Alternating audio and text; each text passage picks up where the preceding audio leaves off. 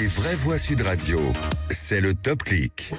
Et le conflit israélo-palestinien, est le sujet le plus commenté sur les réseaux sociaux. Avec la France insoumise critiquée, accusée de ne pas condamner assez clairement les exactions du Hamas contre des civils israéliens depuis samedi, nous déplorons les morts israéliens et palestiniens, écrit bien le communiqué du groupe LFI de l'Assemblée nationale.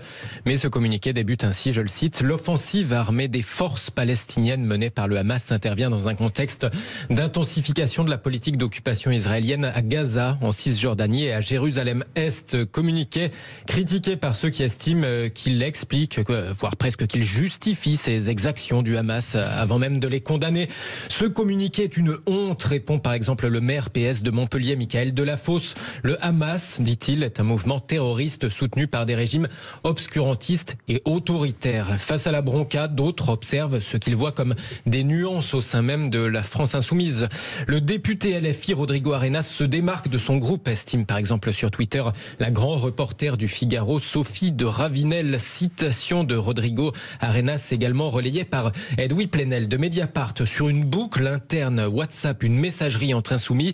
Il aurait, Rodrigo Arenas, évoqué des crimes abominables des terroristes du Hamas. Je le cite, « La justesse des causes anticoloniales et du refus des oppressions perdent leur légitimité le jour où elles acceptent les massacres de civils et le terrorisme aveugle comme des stratégies militaires acceptables ». Alors forcément, ce sujet est très commenté sur les réseaux sociaux. Ce soir, dans les top tendances sur Twitter France, on trouve par exemple Hamas, Gaza, Tsahal, le nom de l'armée israélienne, mais aussi Netanyahou, le premier ministre israélien sous le feu des critiques dans son pays. Je ne parierai pas sur l'avenir politique de Benjamin Netanyahou, écrit l'ancien diplomate Gérard Haro en relayant une info selon laquelle Netanyahou n'aurait pas accordé suffisamment d'importance il y a quelques jours à des fuites venues d'Égypte, fuites qui l'auraient averti d'une attaque d'ampleur, une terrible opération en préparation depuis Gaza.